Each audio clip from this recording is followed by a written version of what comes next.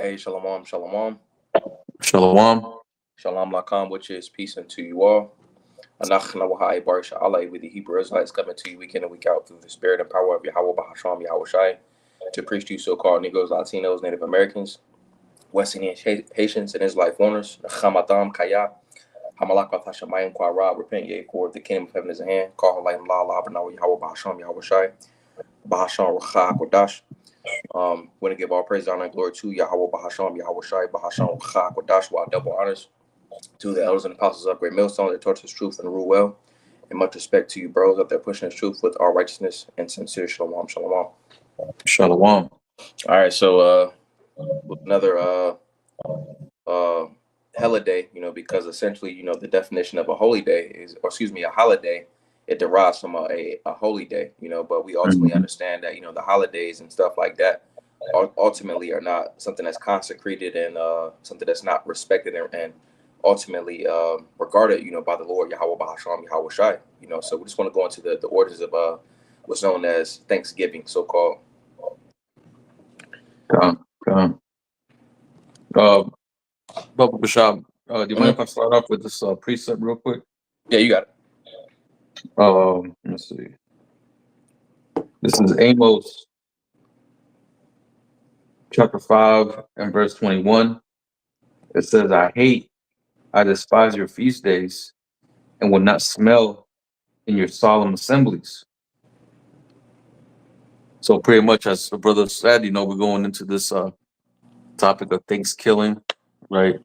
What the world calls Thanksgiving, you know, because when you go into the origin of this so-called, like the brother said, holiday, it all goes back to the destruction, the oppression, of the Israelite people, the Israelite tribes, man. You so-called blacks, Latinos, and Native Americans. So that and what we're gonna do, in this video, we're gonna bring out the facts of where this originated from, you know, because you see Jake out here, still celebrating Thanksgiving, still, down with the turkey, the ham, the stuffing and all that shit, and not knowing really what they're celebrating, not really understanding, what they're really uh, uh um uh, uh, uh putting their energy towards, Right. because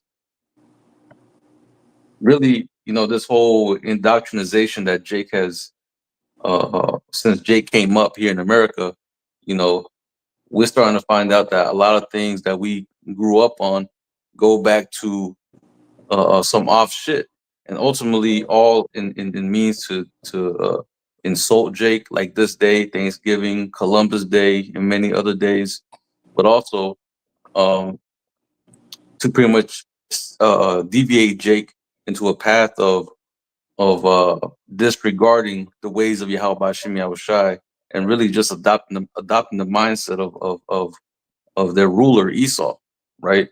As the scripture says, ye are of your father the devil, and the lust of your father you will do. We have seen Jake completely embody, the American lifestyle and really adopt, the mindset of Esau, to the point where now you even have Jake celebrating their own demise, you know. But you got it, bro. Because contrary to popular belief and the belief of Jake, 2/3 of Jake, we are rewarded according to what we put our energy towards and how we conduct ourselves amongst the planet Earth. Con, con. Yeah, you Uh, could start with the article. okay, con. So this is from counterpunch.org, and it says Thanksgiving and the whitewashing of history. Right. So it says Thanksgiving and the whitewashing of history, in which when we break that down, I said the whitewashing, and when we talk about something that's whitewashed, all right, ultimately that goes into how Esau uses his sensationalism and how he uses his different methods and stuff like that to ultimately make him paint himself as the good guy. He essentially something that would have happened. Essentially, for example, during the so-called Dark Ages. All right, Mhm. Esau said nothing really happened. It was a time period where nothing ain't really happened. But really it was a lot of media and heavy things that happened during that time. Jake was in rulership. That was the time where we was in rulership. All right. Also, with Thanksgiving. All right, and then you also got so-called Christmas. All right, really, all that stuff goes back to something off. You see, because with Christmas, it goes back to a custom known as Saturnalia, and which it really is a conglomeration of a whole bunch of different stuff. But one thing that it goes back to is that Saturnalia and how they pretty much go into the winter solstice and a whole bunch of astrology and astronomy and things of that nature. You see, but pretty much the point. A lot of these practices are painted to seem as if it's something good, and really it goes back to something negative.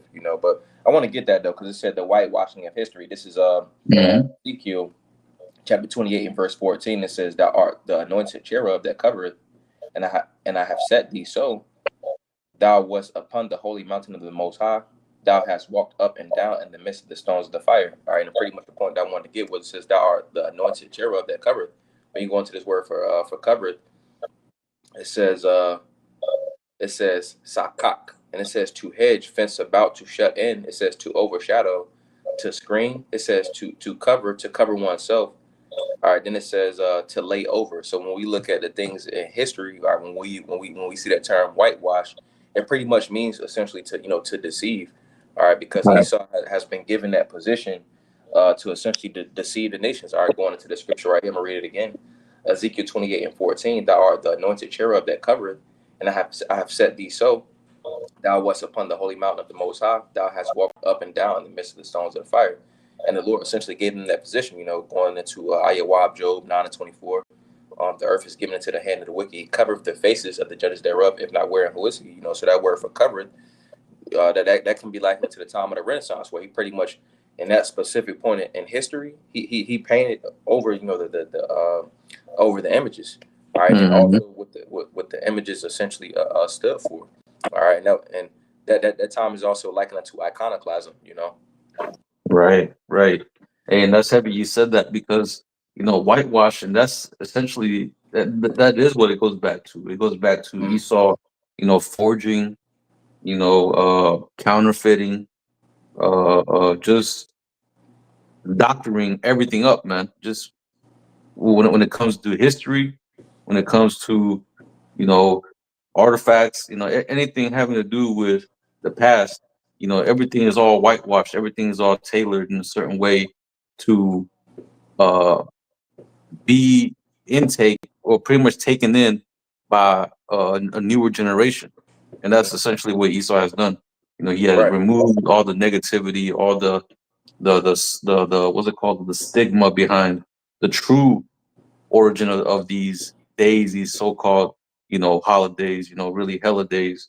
But uh, through Esau's lies, as the scriptures talk about, how for a short season this devil will be led out to go deceive the nations. Well, that's exactly what he has done. He has tailored everything to a certain way with his propaganda, with his TVs, with his, you know, all these sources of what would you call it? Deception. Yeah, deception, but also he has a lot of what's it called, like power to manipulate people. I can't remember. I can't Mm. think of the term, He but pretty if I could add to you, he pretty mhm, much he Psalms 140, the 144th chapter goes into how he has a right hand of falsehood. So he has that power over the media, and then he has the power to pretty much broadcast what he wants to push out in the earth, i.e., Psalm 7, the 73rd chapter. They set their mouth against the heavens, and their tongue walketh through the earth. Essentially their lifestyles, what they got on their mind, that is what's pushed ultimately in the world. mhm, con, and that's ultimately the power to be able to galvanize people. Hmm. I can't remember the term. There's an actual term for it. Pretty much, he has like a certain power to be able to just bring people together, and and and and it's all based off his smooth words. He Hmm. tailors everything real smooth to where he's able to you know trick you and deceive you into thinking that, oh, well, today is only a day of giving thanks to the Most High. And he even lied in the stories, as we're gonna go into, how, oh, the Native Americans came together with the what they call the Pilgrims, and they were all getting along. No, it was nothing like that, right? But the truth, as we're seeing now, that we're seeing that the devil is being revealed. We're living in the end times. Everything is coming out. The origin of these days, who the devil is. You know what I'm saying? All the atrocities this man has done. Everything is coming to light. You got it out. Con, we hop back to the article. So going back, it says it's Thanksgiving once again, that day every year when we are all gluttonous to celebrate the fact that pilgrims and Indians had a harmonious meal. At least that is how it has been framed historically. And pretty much, it says it's Thanksgiving once again that day every year when we are when we are all gluttonous to celebrate that the fact that pilgrims and Indians had a harmonious meal. And harmonious pretty much goes into like one consent. And it says at least that it is how it has been framed historically, and ultimately Esau knows that people ain't really gonna look it up, but he understands the mind of people, so Mhm. if he paints it over, and then ultimately he makes it as like some type of celebration day, he understands that people's gonna subscribe to that. And ultimately Jake, because Jake is very impressionable. Mhm.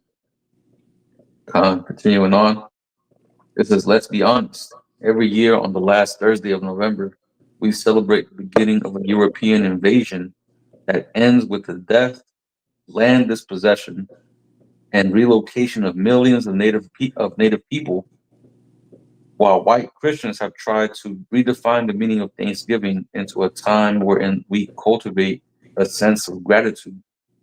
The undeniable truth is that the blood of natives stains the genesis of the holiday.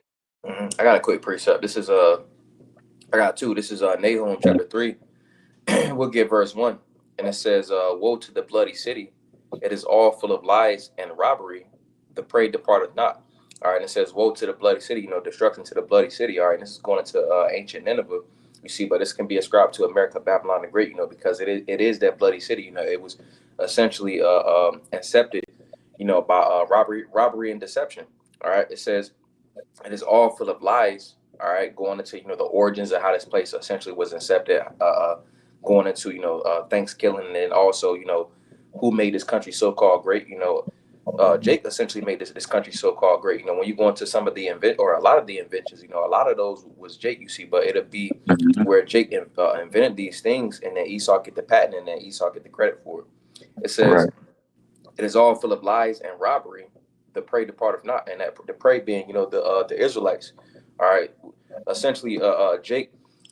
Scriptures say in I believe it's Revelation the 11th chapter. They didn't ultimately receive of that rest, and what ultimately what give Jake that rest is the fact that someone telling them that, hey, that they're the Israelites, but that's not what's going on. Hmm. Oh yeah, you're talking about Revelation 11 verse 8. Mm-hmm. I mean, 10, I think. Mm-hmm.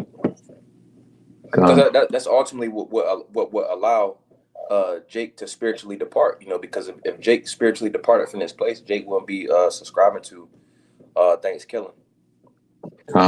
Heavy. I So got one. uh-huh. Post lock. You have another one? I'm gonna No, you say good. after you. I Okay. get that for you.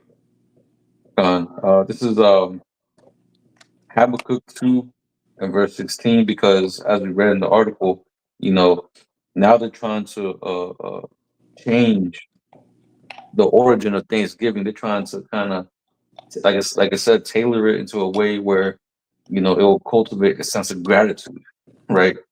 But let me see. This is Habakkuk 2 and 16. It says, "Thou art filled with shame for glory. Drink thou also, and let thy foreskin be uncovered. The cup of Yahweh's hand, of Yahweh's right hand, shall be turned unto thee, and shameful spewing shall be on thy glory." Right. So now we see that the things that Esau was once proud of, because best believe, whenever they created the holiday, or that holiday, it was based off them rejoicing at the fact that they took us down. They took down, the the so-called Native Americans. They took down the the tribe of Gad and all this and that. So let's believe, they were celebrating, they were joyous of this. But now we're coming to a time where, America is this big melting pot that now it's really it's counterproductive to Esau's agenda of this NWO. So he's gonna have to try to tailor it up, doctorate it up, whitewash it to where it's it doesn't leave a bad taste in your mouth, right? Um, but like I said, now that glory has turned to a shame. Now it's a shame thing. But now Mm-hmm. we're coming to a time also where Esau don't give a fuck no more. You Right. know what I'm saying? In these end times, his pride is reaching a higher level to where it was what to the point to where the things that he was once ashamed of or was coming to, or had become a shame unto him. Now we're seeing, Donald Trump is giving these Edomites, a reason to be proud of their heritage, So Mm-hmm. Esau is coming back to that prideful devil state again. You got it, Doc. Khan, this is Genesis Barashi after chapter 49, and we'll get verse 19. And it says, God, a troop shall come him, but he shall overcome at the last. And ultimately, that troop talking about the U.S. cavalry, during the time of pretty much going into the inception of what's known as Thanksgiving. Pretty much Gad was overcame during the I believe it was like the 1700s and on up. Pretty much Gad was overcame. Because Gad had all of Canada, all the way down to what's known as present day America. So pretty Mhm. much Esau took those lands. All right, and then also in the times of Manifest Destiny, and then when Lewis and Clark went on their little expedition or whatever. Pretty much Gad was overcame during that time. But reading it again, Genesis 49 and 19, it says, Gad, a troop, shall overcome him, but he shall overcome at the last. And ultimately, Gad is going to get redemption or vengeance in the spirit, in these times that we're coming up into, because ultimately, every tribe is going to ultimately get vengeance. Really, it's the Lord Yahweh Bahasham Yahweh Shai that's going to get vengeance for what Esau has done unto the tribes and the world. But ultimately, we're going to get our payback in the spirit. In the kingdom. That's right. That's right. Because everything that happened to Gad, it wasn't only done to them; it happened to all the tribes. Hmm. So really, this day, even though it's attributed to Gad, it's really attributed to all the tribes. You know, because we're all the same people. But in particularly, you know, we see how they done Gad, especially here in America. Here it is. You had, I think it was like 400 years of war or 300 years of war. And then all of a sudden, they're gonna say that, oh, we all got along and that we were all, you know, like cool with each other. But what happened to all those wars? Hmm. You know what I'm saying? There's so many wars, so many battles, so many skirmishes that happened in that time period that, a lot of that stuff is hidden. Whenever they teach you in school, secular history, it's all, they give you a couple of battles here and there, but they really don't paint it the way it actually was. You Right. know what I'm saying? Esau was really murdering Jake. Like he Right. will roll up into Jake camps whenever the hunters are gone, when the, Hmm. the men are gone, the warriors are gone, and he would roll up and just steamroll the children and the women all together, man. Right. And this is the history what Thanksgiving goes back to, man, or Thanksgiving goes back to. And part of that whitewash, like you said, is how Esau would move. But a lot of this stuff wasn't really. It wasn't like it was removed from history books necessarily. Esau just Right. didn't put it in the history books that he put into his indoctrination schools. Like when we would read about like Civil War, it was a lot more skirmishes and a lot more uprisings and rebellions. Also during the time of the so-called Seminole Wars. Esau pinned as if he was winning the whole time, but really Esau was struggling to fight up against Gad and Reuben.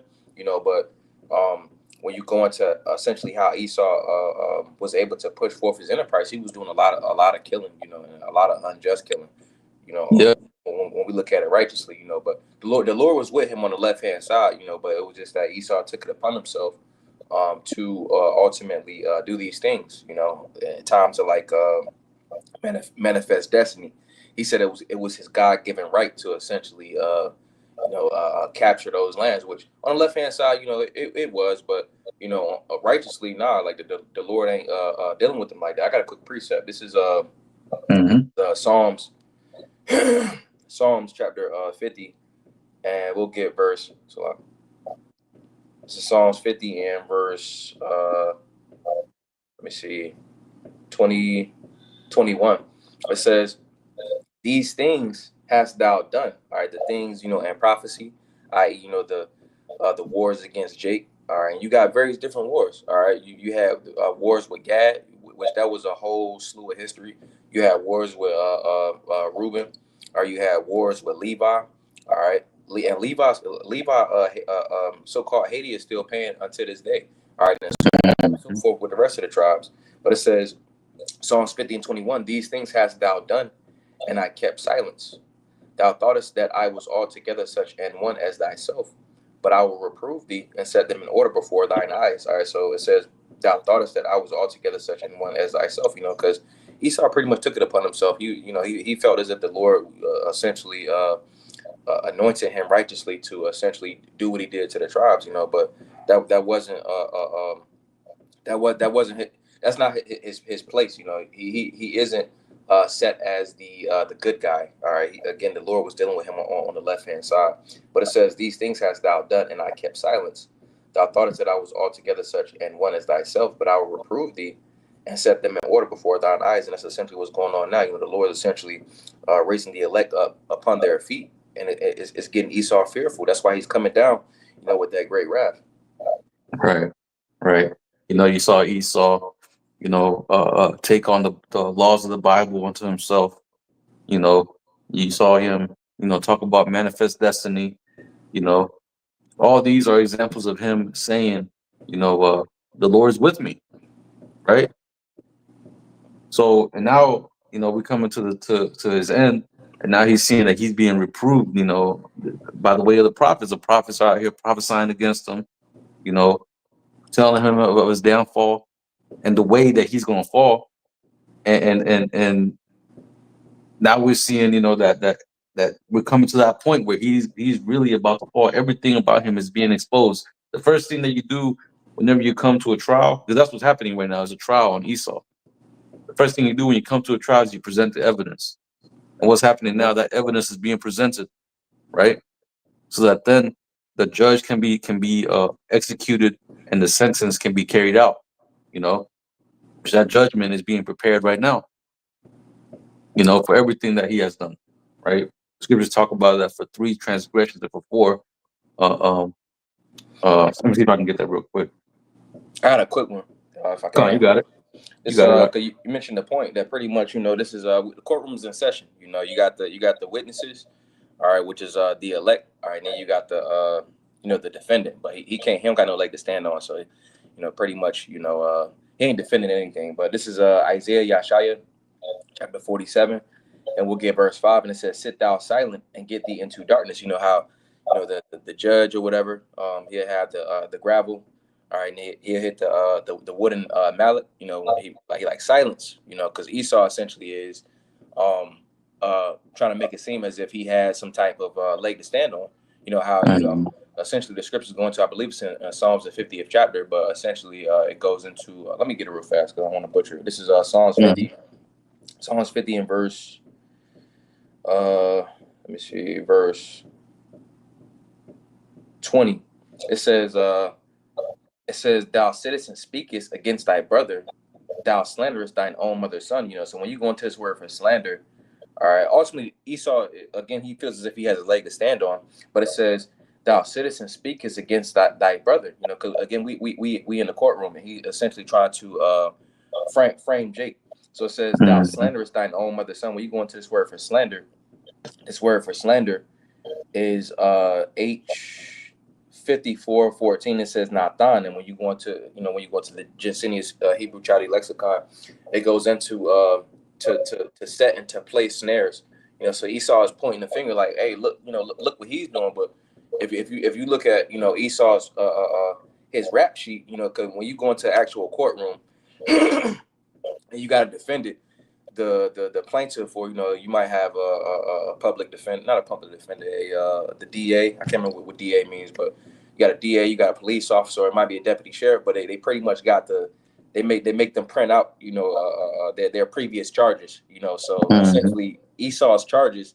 He has a whole stack of charges, but he's pointing the finger. Hey, look, look what they doing. But Esau's Right. track record is sky high. So he don't have a leg to stand on. Now going back to Isaiah Yeshaya chapter 47, and we'll get verse 5, and it says sit thou silent, because the Lord is saying silent, like you can't defend yourself, you're guilty.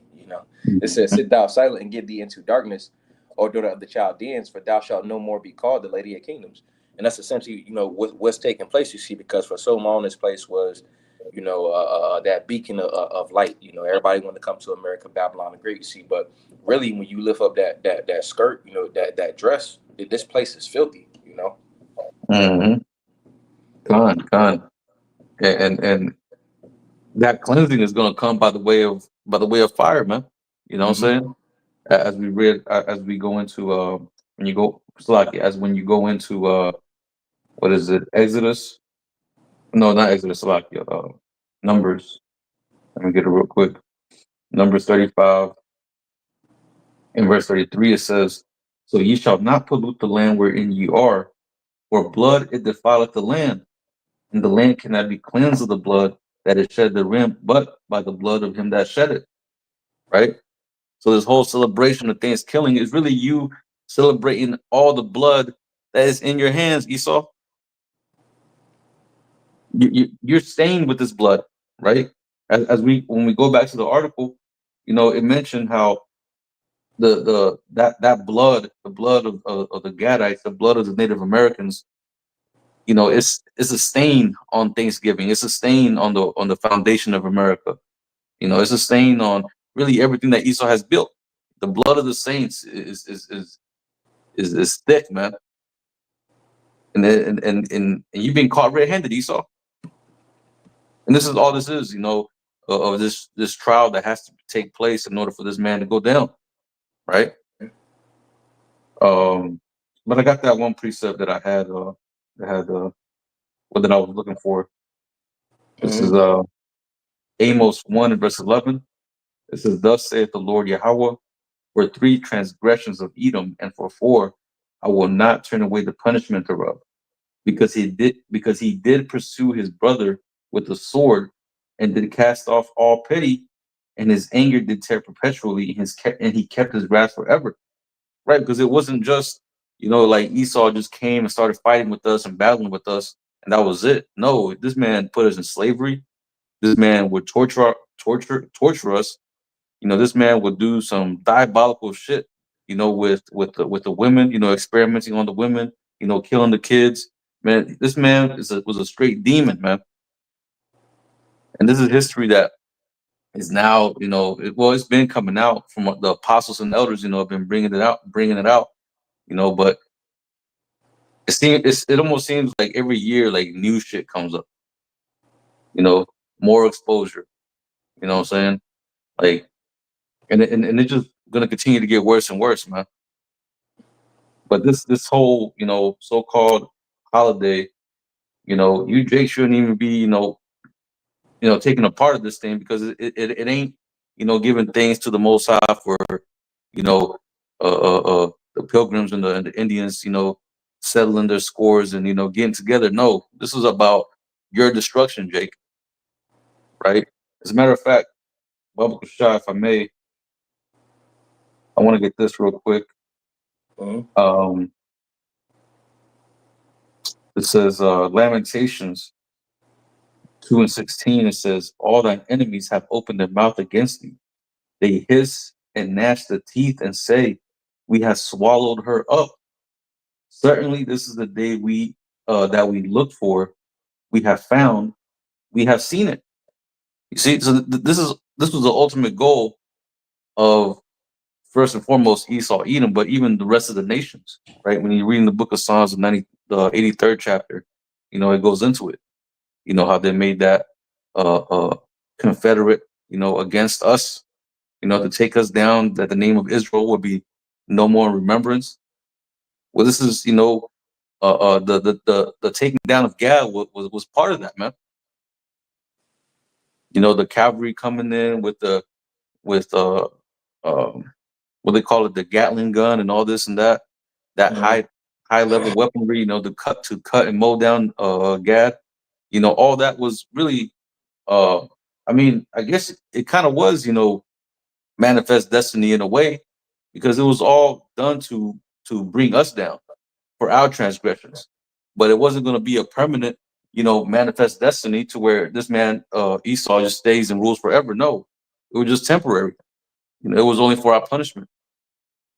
But now the tides are turning to where this man's time is running out. Our punishment is coming to an end. You see, and anybody that's still worshiping Thanksgiving and still tied up, with this world, with Esau's system, is going to go out with it. And I have another one. Unless you have something, Mark. Now you good. This other one, how's it go?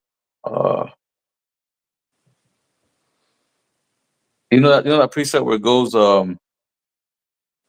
them joined unto them shall fall by the sword.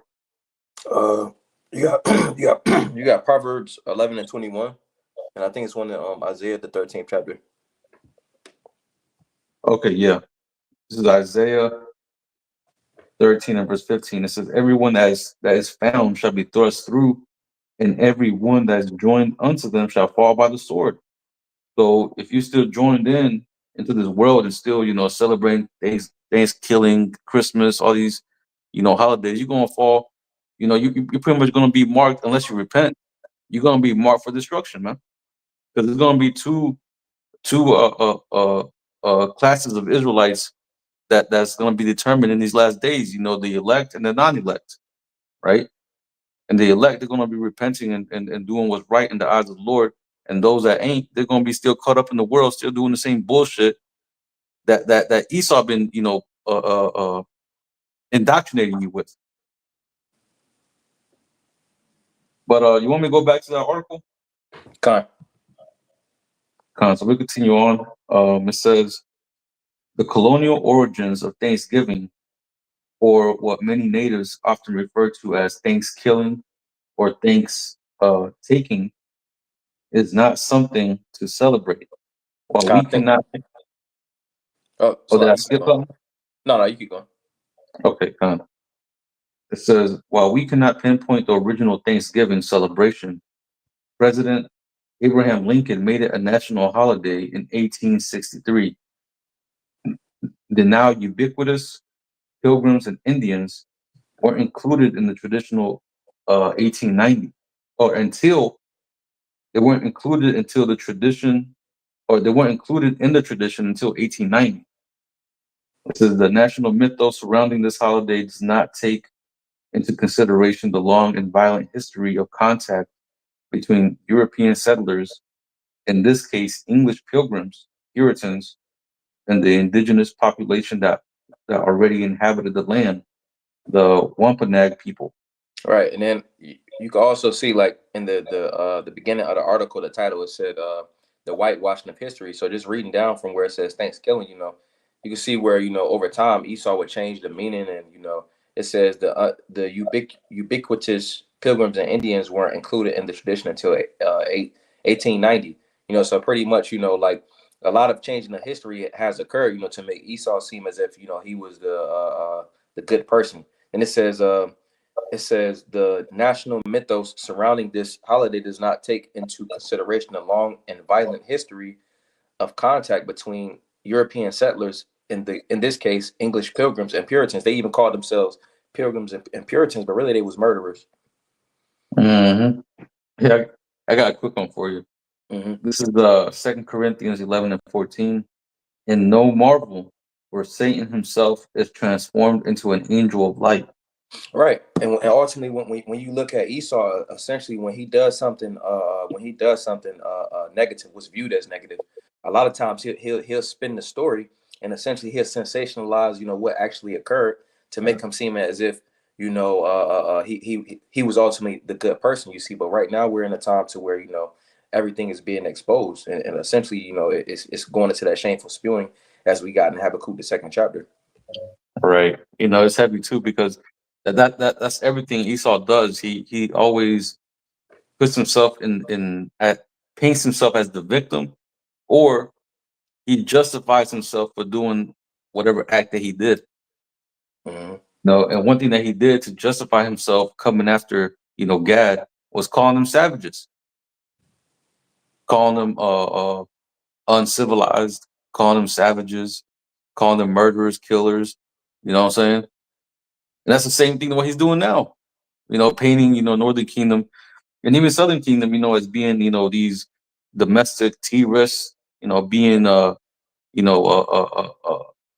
they call them, drug traffickers, child traffickers, all these, you know, titles that Esau likes to give our people. Whenever you really dig in deeper, Esau is always the one in control of all that shit.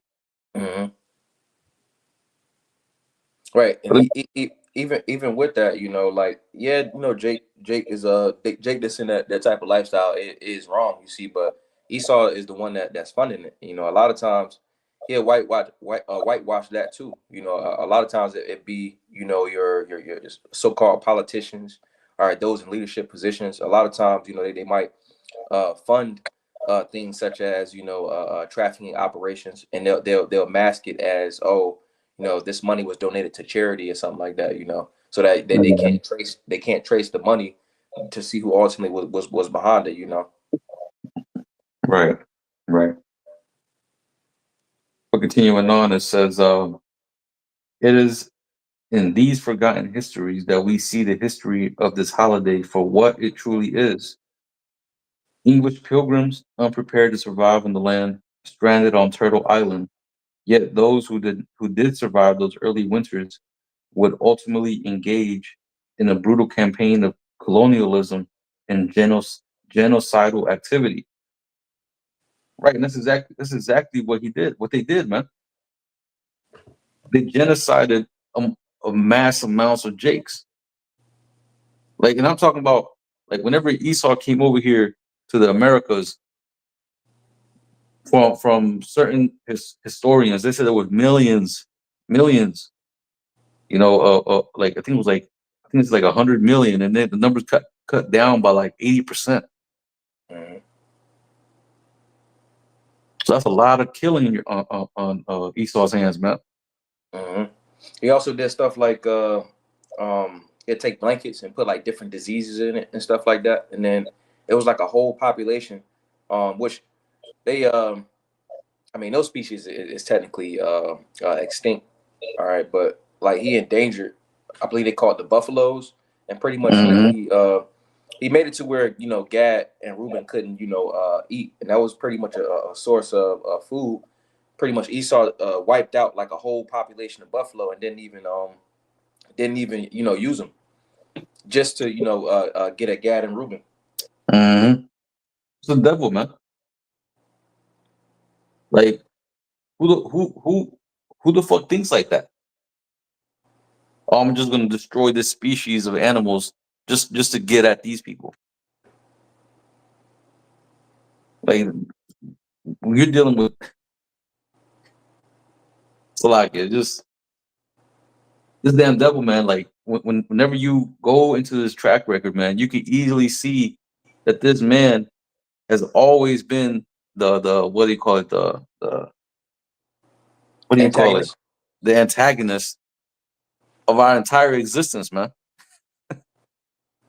This man has always been there to kick Jake while he's down, to point and laugh, to mock and scoff, you know, take advantage of, any moment that he has to see us, down. And now that he has his moment, which he's been had his moment, you know, now we see what he's done. We see how he treated Jake, man, in his glory, you know. So how much more in our glory, when we're in the kingdom? The scriptures talk about how the saints shall boast. Uh, uh, I can't remember exactly how it goes, but pretty much in the kingdom, we're gonna be boasting ourselves, man. Hmm. So we're gonna be talking shit to Esau. We're gonna be, you know what I'm saying? Uh, uh, uh, uh, doing the similar things that he did to us, of course, we're gonna be righteous with it. We ain't gonna be doing none of that fucked up shit that he did. But at the end of the day, we're gonna be, over him. We're gonna be oppressing him, you know, I and we're got a gonna, precept. and we're gonna be celebrating, the his downfall too, man. You got it.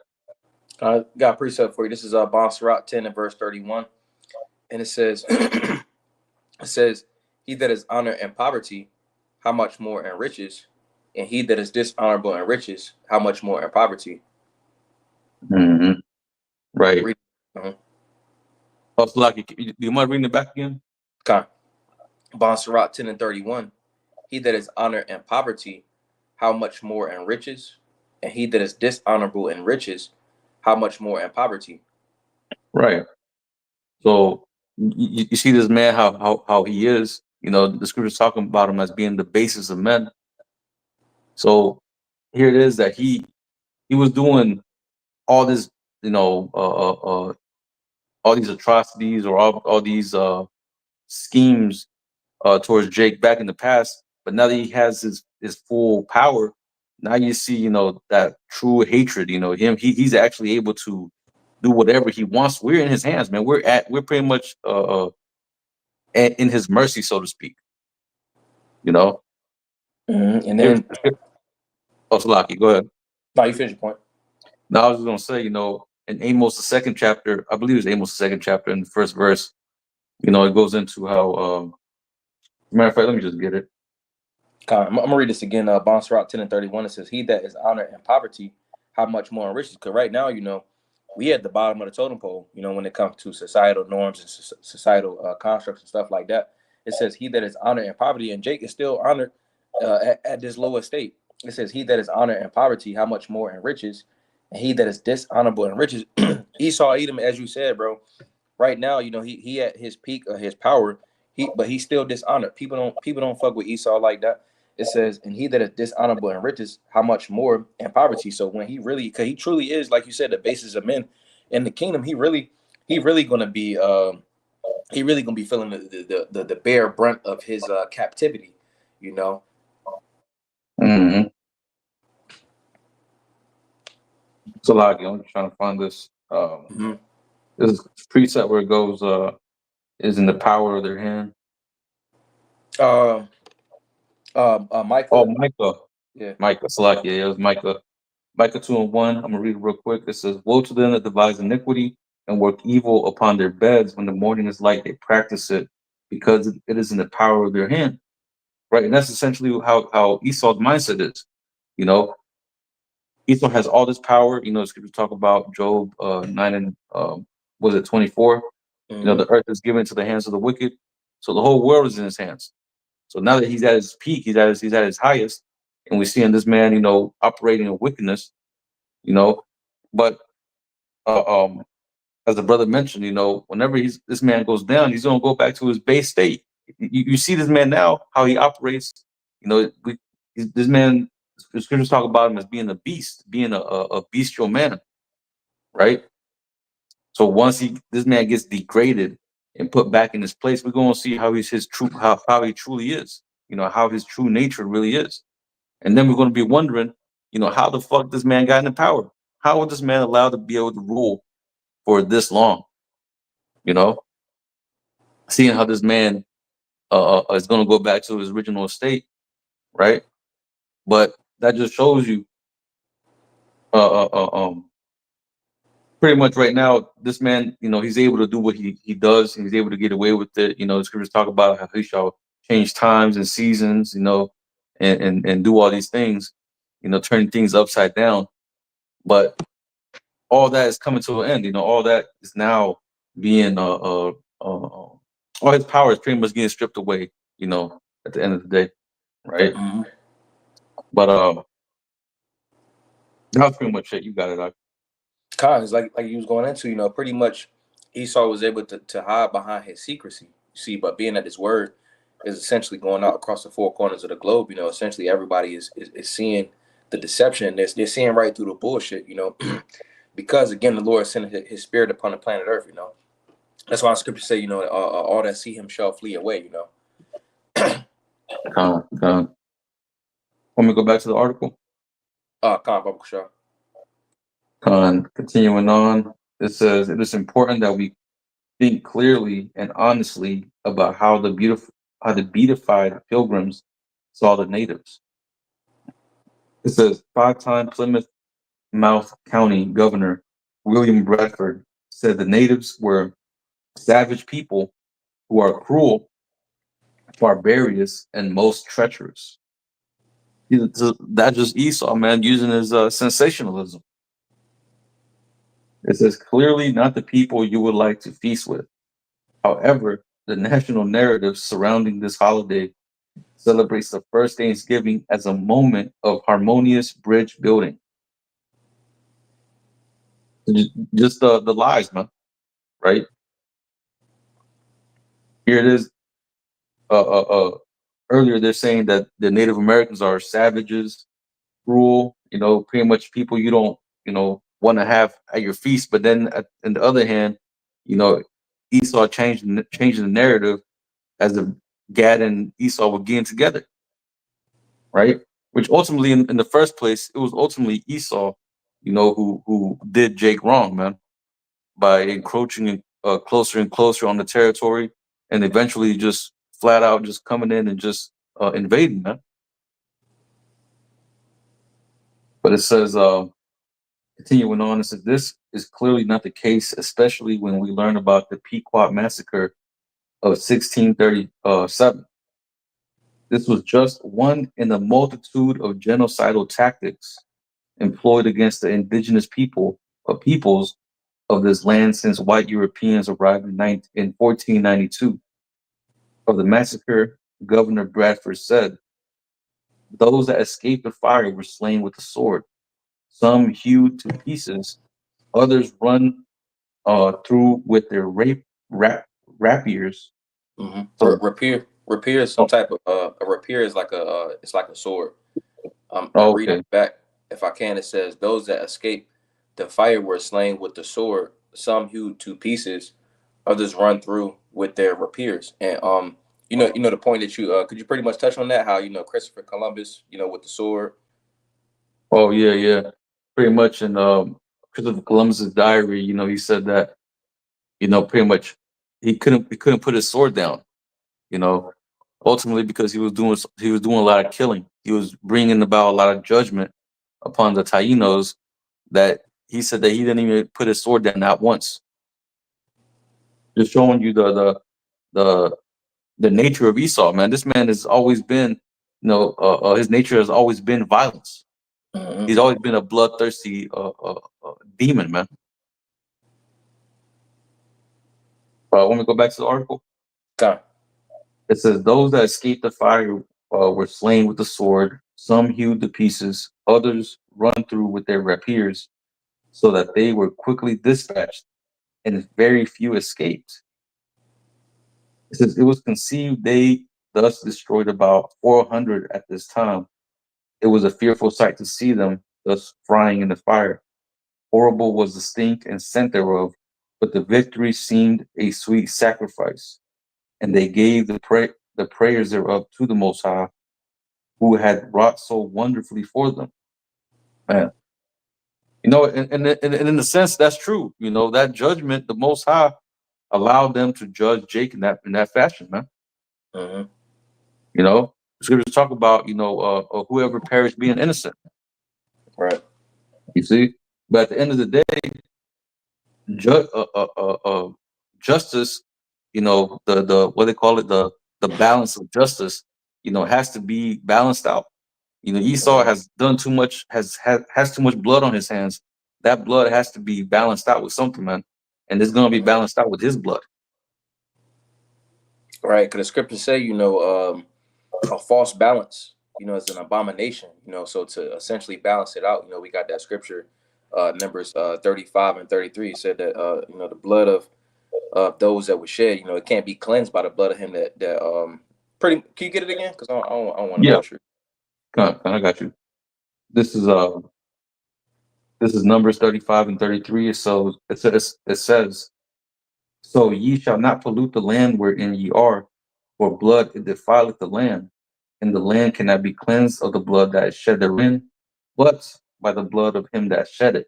Right. So it can't be rectified or essentially absolved, by essentially the blood that was shed on American soil, so-called American soil.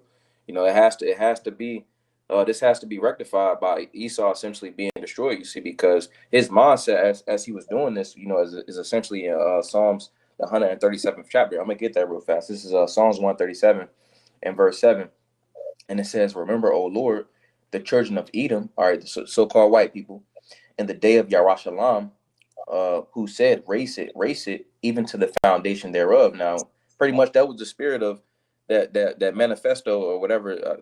I think it was the journal entry of the dude we had just read about. But I'm gonna get this word for raise, and it says Ira, and it says to be bare, to be nude, uncover, leave destitute, discover, empty, raise, pour out. Pretty much just to it says right here, Strong's definitions, to causatively make bare, hence to empty, pour out, demolish, leave destitute, discover, empty, make naked, to raise. Pretty much, destruction. Because going back to this right here, Mhm. it says in the latter, it was a fearful sight to see them thus frying in the fire. Horrible was the stink and scent thereof, but the victory seemed a sweet sacrifice, and they gave the prayers thereof to the Most High, who had wrought so wonderfully for them. So they really wanted to do that. They found great pleasure. He said that it was a horrible sight, and let me see, it was horrible, a horrible stink and scent, but really that really that appeased him.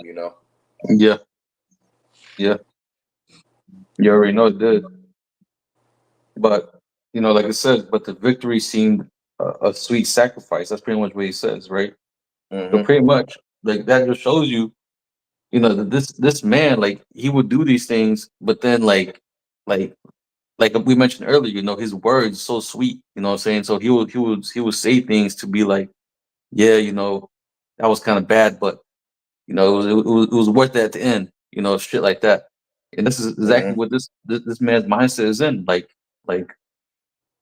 even to this day, like the Bible is becoming a threat to this man. So what's he going to do? He's going to eventually ban the Bible. We see it with the even with the so-called ice thing, right? This man is taking drastic measures, because the these threats. This man is just in the mindset of trying to eliminate, any threat that threatens pretty much his uprising, threatens his enterprise. And at this time period, the Native Americans were a major threat. What I'm saying, to the point where they had to invent advanced technology, or in that time it was advanced, in order to take them down. Break so many treaties. I think it was like over 350 treaties were broken. By Esau, in order to gain an advantage over Jake. So there was a lot of things, man. There was a lot of things that took place around this time period. Uh, uh, uh Pretty much showing the wicked nature that this man was able to, I guess, take this land. You know what I'm saying? Or the means of which he was able to take this land. Um, Let me see. Continuing on in the article, it says the occupiers celebrated the genocidal act and thanked the Most High for the victory. Hey, didn't we just read that? I think you read it out. Hmm. Um, what was it again? Psalms Um, 15, 21. yeah, Psalm 15:21. It says that these things has thou done and not kept silence, right? Hmm. Pretty much, this man thought that the Most High was with him, but now everything is turning on his head. But it says immediately after the Pequot massacre, the occupiers worked diligently to whitewash history. The name of the tribe was erased from the map. The Pequot River became the Thames, and the geographic space the Pequot inhabited became known as New London. Because if these things was left as those names, then people would have questions. You see, but it was a decept that essentially when they renamed it, essentially that was the start of the deception. But every lie is always going to be revealed in the end, because truth is forever. Truth is linear. It has a beginning and an end. All right, Amat. Ah is the first letter in the Hebrew alphabet. Ma is in the middle. The tha is at the end. So the truth is going to be linear, whereas a lie is just only going to endure for a season. That's why when you go into shakwar, it means a lie. Shakwar, sha is at the somewhere around the end. Kwa is after that, and then the ra is after that too. So it shows that essentially it's just but for a little season. So I got a quick precept. This is Ayawab Job chapter 20, and we'll get verse 5. And it says verse 4. It says, knowest thou not this of old, since man was placed upon earth, that the triumphing of the wicked is short, and the joy of the hypocrite but for a moment. So Esau only has a little season to essentially work his wickedness. All right. And that's why right now it's starting to come out, because going into him essentially renaming these places, that was done for deception, but ultimately, he's being revealed in this time right now. Mm-hmm. And you have a lot of Jakes, that would be like, yo, well, like, why would the Most High, let him do this? But as we bring it out all the time, this is all judgment because Jake was going off, man. Jake was, worshiping the moon, worshiping the sun, worshiping animals, worshiping trees and all this and that. So this is all judgment from the Lord, right? But I want to get this real quick because soon this man is, like I said, as we've been saying, soon this man is about to reach his end. But this is Second Thessalonians 2:7. For the mystery of iniquity doth already work. Only he who not let will let until he be taken out of the way. Right? The mystery of iniquity, going all the way as far as back as Rome. This man, or really the Greeks, and the Romans, really during the Roman Empire, that being the mystery of iniquity. But now it revitalized back again as America, you know, Rome 2.0. Mm-hmm. And now this man is doing the same wickedness that he did in the past life. He's doing it now, but only now he's at his peak. He's at his climax, right? But now, as they say, in the world, the bigger they are, the harder they fall. And the scriptures talk about how this man's going to fall like lightning. So the Most High is going to let him reach, his peak, just to eventually just cast him down, man. And that's how he's going to get, taken out of the way by the way of them ICBM missiles, Yahweh Shai returning, you know, because this shit, this whole foundation that Esau bases his kingdom on has been has been on nothing but wickedness, man. And that shit can't thrive forever. At the end of the day, everything has to, uh, like as we may mention, reach that balance, man.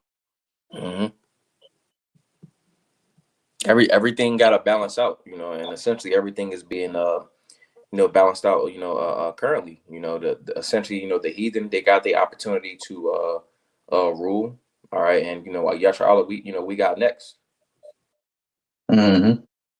So And we going could, back, yeah, we could finish out this, the next two paragraphs, and that pretty much be it.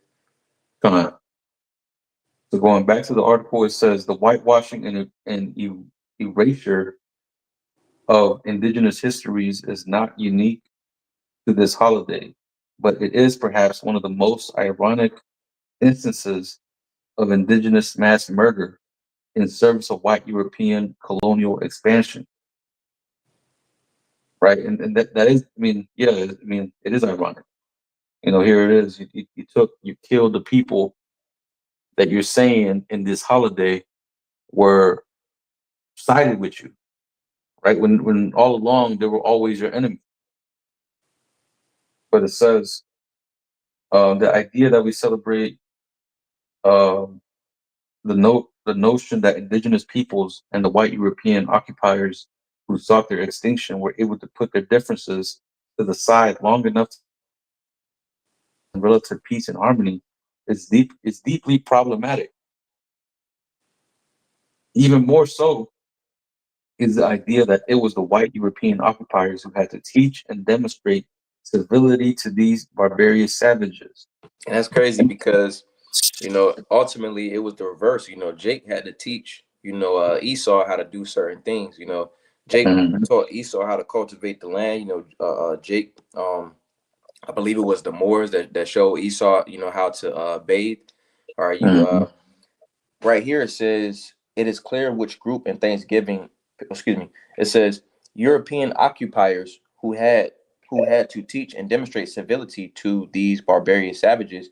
When you look at the so-called Native Americans, Gad, Esau would say, hey, they was running around, with thongs on, with towels and shit. Like that wasn't true. Essentially, Jake. When we look at Jake's civilizations, they was more far out than all these civilizations that we see present day. And essentially it was Esau that is the barbarian savage. When you look at when we go to Job, the 30th chapter, it talks mhm, about the natural nature of Esau, how he's the basis of men. They was essentially, grunting. They didn't really have a way to speak. mhm. Essentially they got this position, all right, because going into Daniel, the fourth chapter in the 17th verse, the Lord essentially put him up so that he could punish us, for our sins. You know. Right. And it also shows the power of the Lord at the same time, Hmm. because when you look at the middle, what they call the Middle Ages, right, or the Dark Ages, you know, Jake was ruling everything, and Jake was vast in numbers, man. Jake was all the way from China to down to Africa, Europe, and all the Americas. So Jake pretty much ruled the whole world for about 1,000 years, man. And then for Esau just to come up, called a wild man, the basis of men, and to come up and to work his way up through politics or whatever the hell. I don't know how he did it, but he worked his way up, and now this man is ruling the world. Like, nah, the Most High set him up there, man. Right? As the brother quoted Daniel 4:17, that verse talks about how the power of who's in charge or who's king is all in the hands of the Lord, man. So this is all, this is all part of the Most High script at the end of the day. But I want to get this for you. This is a Revelation 6 and verse 4, because this is the nature of this man.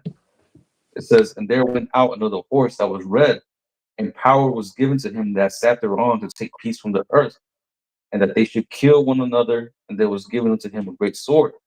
This is what this man has always done, right? He's always wielded the sword in order for him to get whatever he got, right? But also to take peace from the earth. Jake was over here, living good in relative peace. And this man comes and turns Jake's world upside down, right? But not just here, but even everywhere. Everywhere this man goes, is all death and destruction, behind him. Hmm. Because like scriptures say, yeah, he did turn everything upside down. And again, how we're going into, essentially everything is going to be balanced out, because what he has done, like when we look at the balance and how the Lord set everything up, what this world calls the circle of life, so to speak.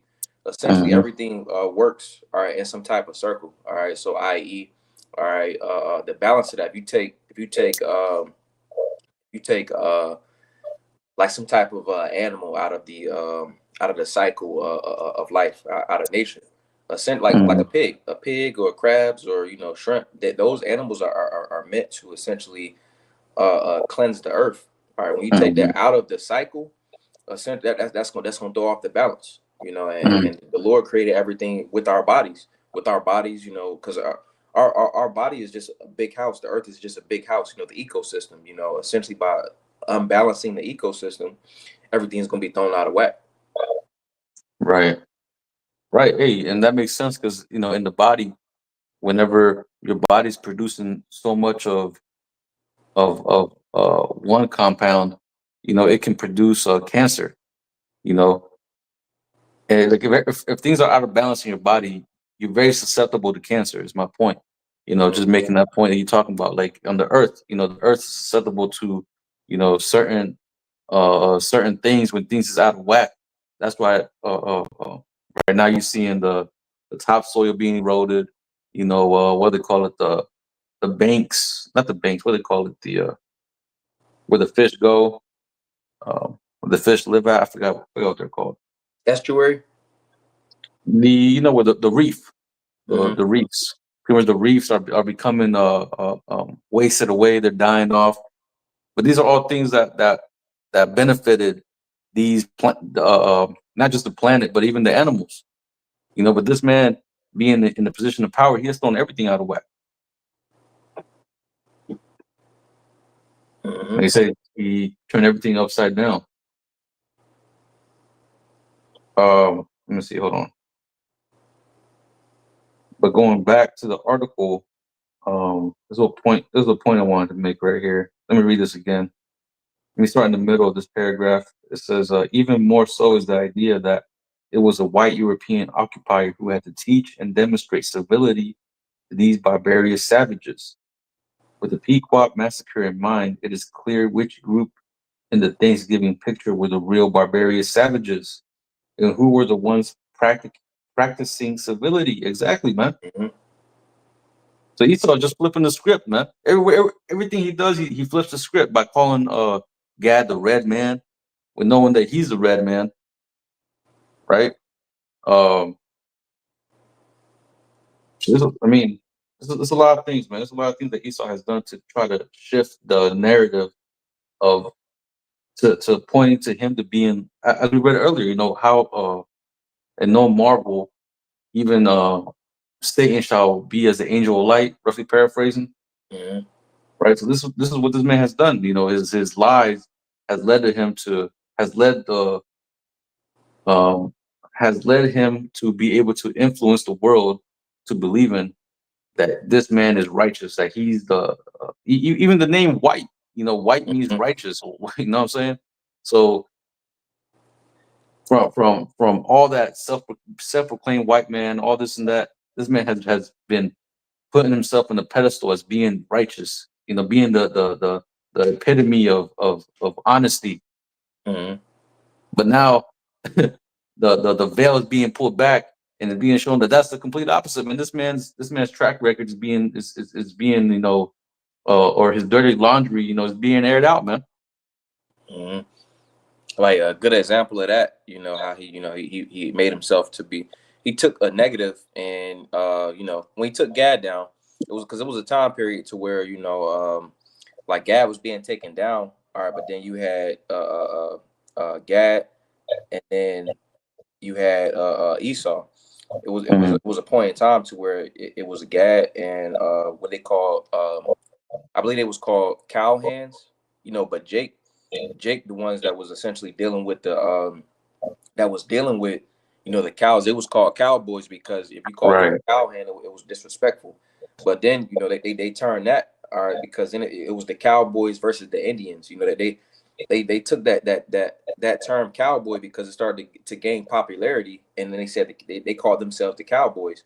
Then they was already essentially in that point in time in history essentially going against Gad, and even with mm-hmm. Gad, they was calling them Indians, you know, Mm-hmm. just to in turn somewhere down the line ultimately to use Gad, all right, as the emblem of the Redskins, all right, and then with the Cowboys, that was Jake, you see, but Esau took that term and used it for himself, essentially whitewashing, you know, turned himself and Right, making it seem as if he's good. gone. Hey, that was a perfect example of that. I forgot about that. But yeah, let me go back. It says the language and the rhetoric surrounding the holiday erases the true history of settler colonialism. Because Esau is a master at sensationalism. He changes words to get people's. He understands that life and death is in the power of the tongue. So Right. ultimately he'll use different words and label it this, and then now no one's thinking about what actually happened. Hmm. The serpent was more subtle than the beasts of the earth, man.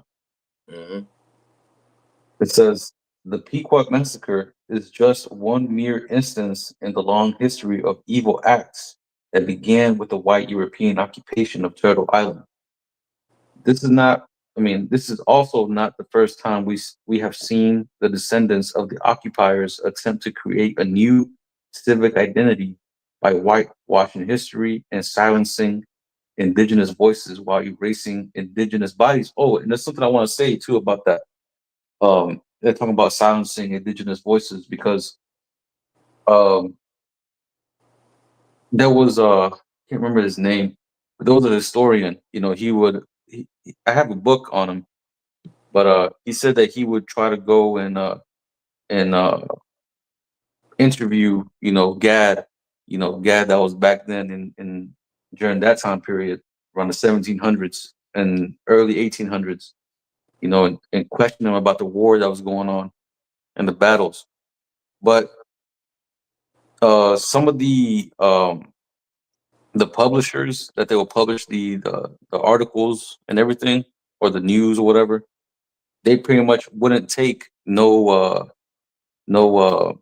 interviews from Gad. They will only take interviews from certain soldiers. You know what I'm saying? And when they came with Gad, like when they came to Gad, they will always dismiss it as being folklore, as being, you know, uh, exaggerated. You know what I'm saying? So they wouldn't really take um, Gad's word, for what happened. So that's a way of them silencing indigenous voices. Hmm. But it says we see this unfolding in Oklahoma. It says Oklahoma Choctaw for red people. It says where non-native occupiers see no shame of calling themselves Sooners, those who stole land prior to the Oklahoma land runs. Right. So let me read this back. It says we see this unfolding in Oklahoma, where non-native occupiers see no shame in calling themselves Sooners, those who stole land prior to the Oklahoma land runs, a territory that was by treaty set aside specifically and solely for tribal communities. It says, so long as the river runs and the sun shines. This is also happening in the Fertile Crescent, where Israelis are violently settling and colonizing Palestinian lands. We If I'm not remain. mistaken, Mhm. if I'm not mistaken, pretty much it says where non-native occupiers see no shame in calling themselves Sooners.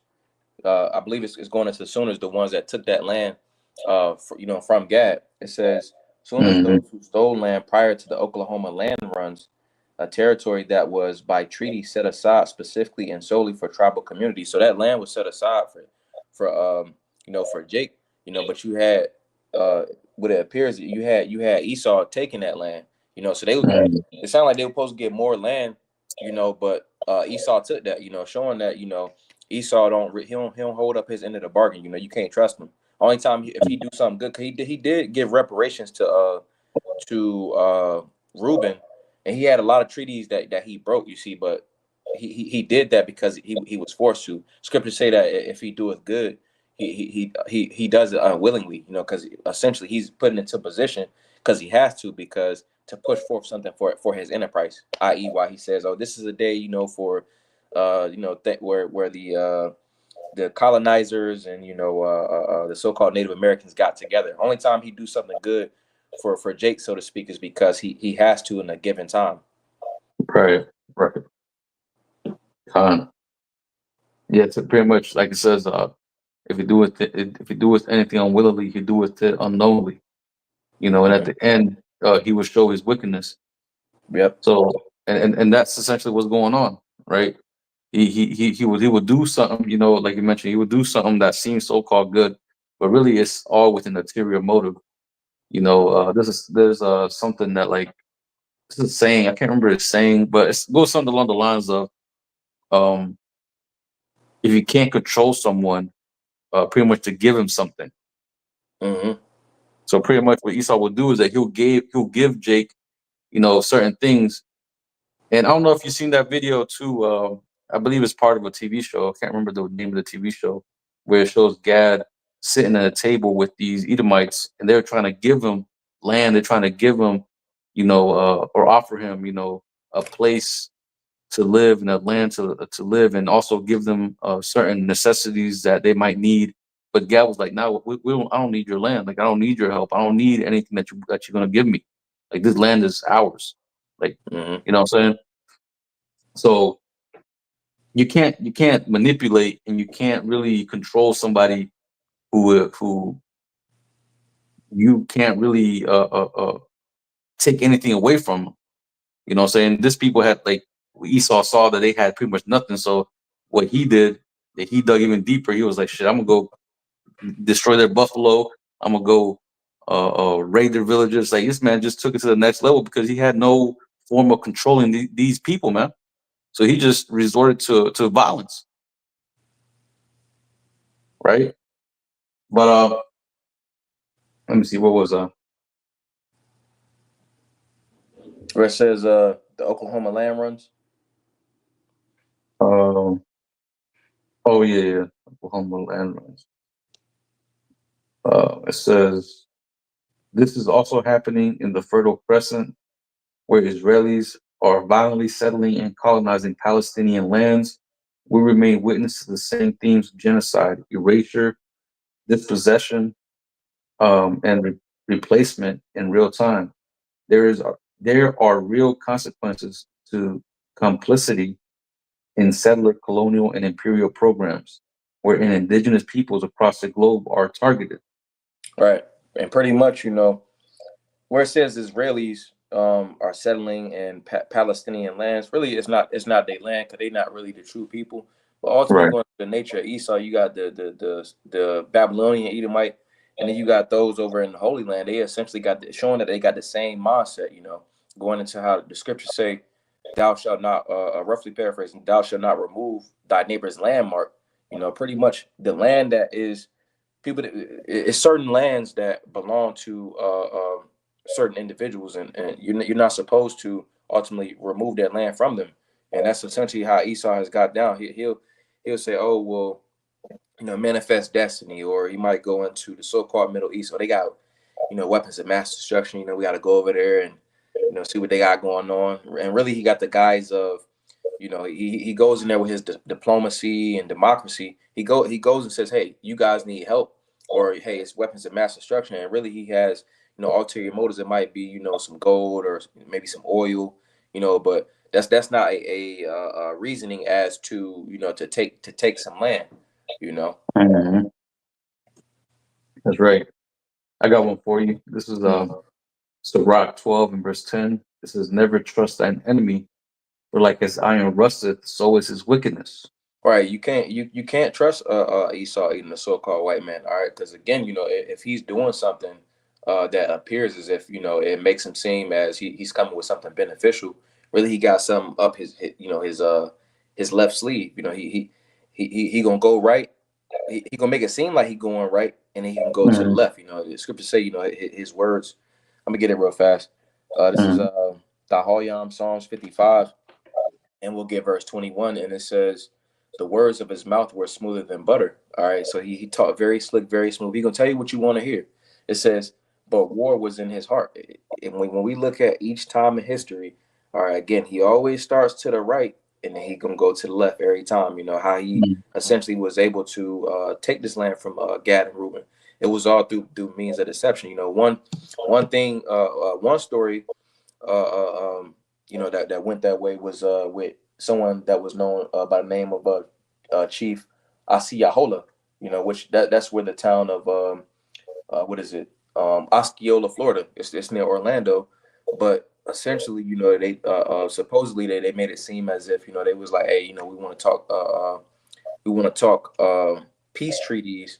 All right, just to a couple months later down the line, he ended up. They said he died with some type of illness. But we know what happened. Right. But it Right. says, mhm.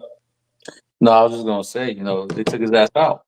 Right. Because ultimately that's like I said, like we've been making the point, like if Esau, well, that's pretty much how Esau gets down. But really, if Esau can't control you, he's just gonna kill you. Mm-hmm. If he can't manipulate you, control you, deceive you, it, he's just gonna resort to the last thing, just like with Cain. You know what did Cain do? You know he couldn't. You know he felt rejected by the Lord. You know he couldn't get his way or whatever. So what did he do? He just slew his brother, man. In the same fashion, we're seeing Esau doing the same thing even now. His word is cutting him. His word is getting to him. So what he's going, what is he going to resort to, man? Coming after Jake, coming after the men of the Lord. Mm-hmm. This is just the way this man gets down. You know, he's tried lying. He's tried just, you know, taking brothers' videos down. Well, actually, he's going to start his propaganda of demonizing the truth here soon, right? That persecution is coming, you know. But this is all, you know, means of him, you know, trying to stop uh, uh, uh, Jake from coming up, you Mm-hmm. know, and that's, you know, part of his main, always been his problem, man, of seeing Jake come up, and I'm pretty sure Jake was living good in that time too, you know, having their own land, you know, dealing with like they had nothing to they wanted nothing to do with Esau, but yet Esau always wanted to find a way to come into Jake territory and try to tell them what they're missing out on, right?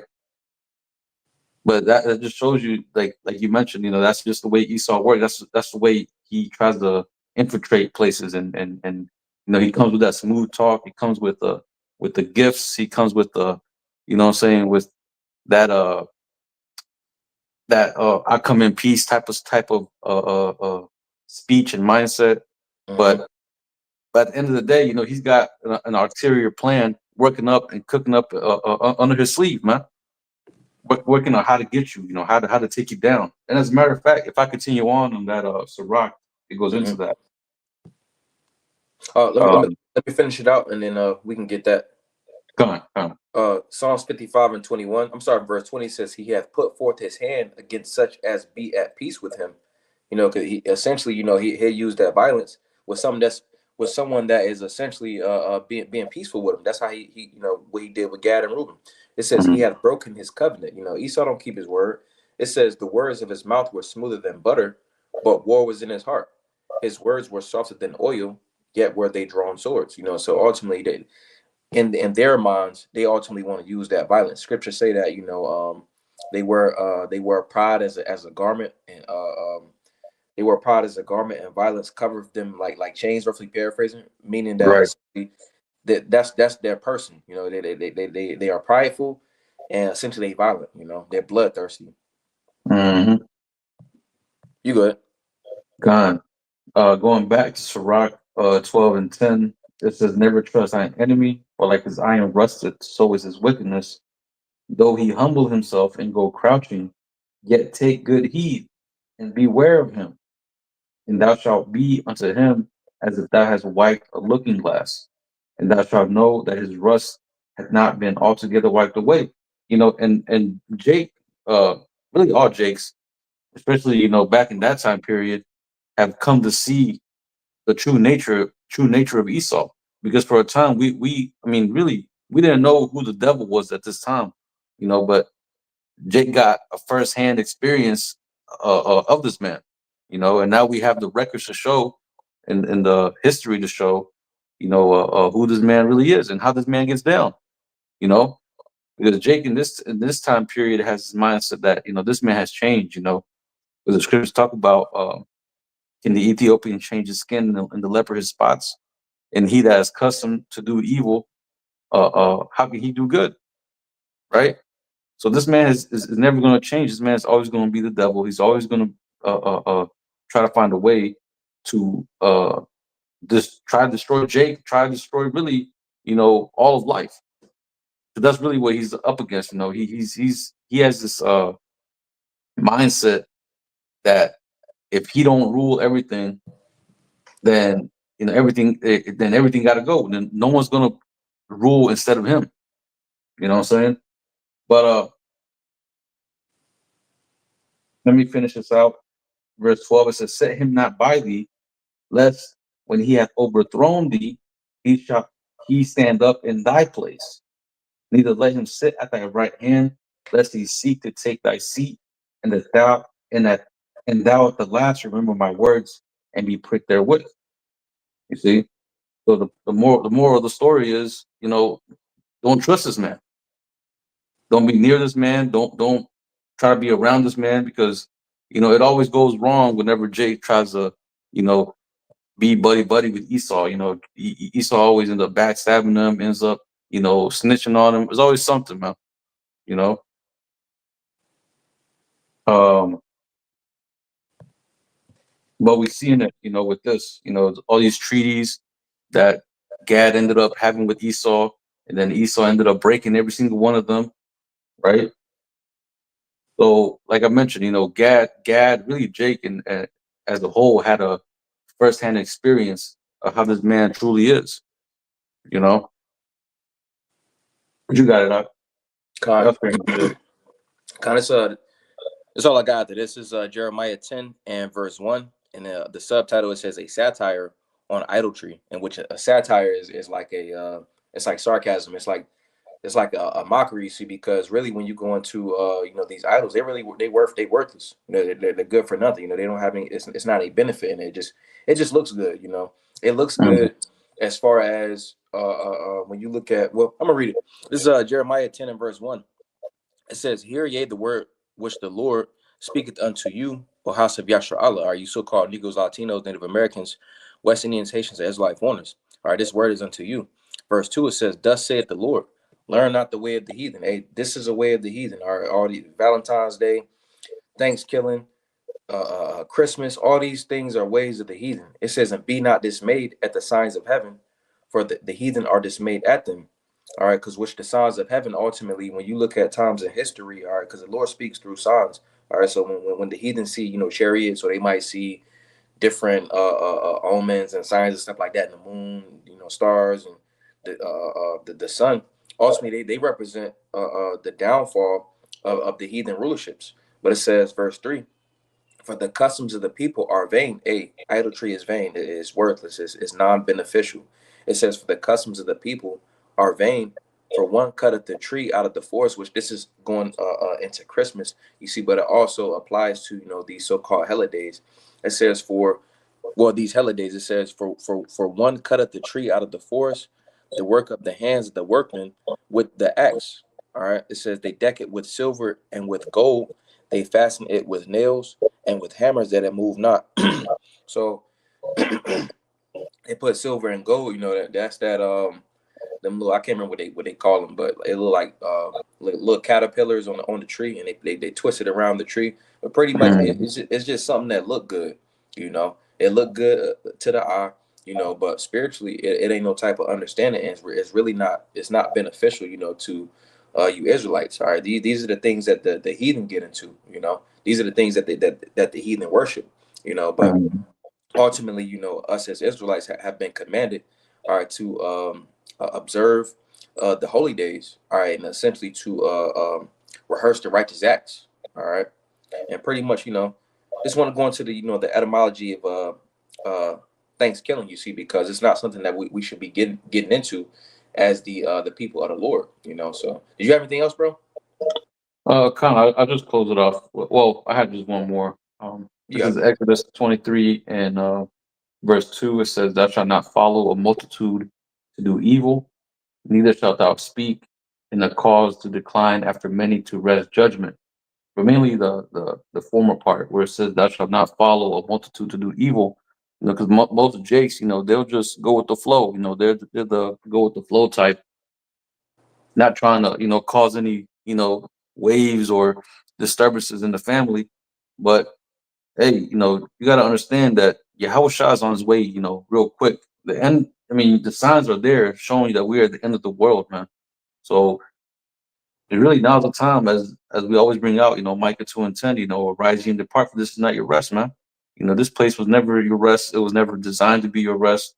You know, Jake got to snap out of the Babylonian mindset, because as we've seen time and time again, you know, following after these ways is going to lead you nowhere but to death. You know, and continuing on and being ignorant or being willfully ignorant, you know, it's not beneficial for you. You know, it's not for you. It's not a form of escape, because ultimately, what Jake feels as being a form of escape is really going to lead you to face what you fear the most, man. Mm-hmm. Because let's believe this time we're coming into, man. The Most High is really going to turn things up to where people's greatest fears are going to be lived, man. And the Most High can do that. The Most High is the King of terrors, man. He can make anything happen, right? So you know, you Jakes need to wake up, man, and notice that, you know, America was never meant to be for you, right? These different what they call so-called holidays. You know what I'm saying? These are all means to keep you, you know, keep you docile, keep you, you know, keep you asleep, because that's pretty much all Jake thinks about, man. It's about going cooking and eating and, you know, having a good time without, you know, really thinking about the repercussions of what you're celebrating, man. You know, but that's pretty much it, Doc.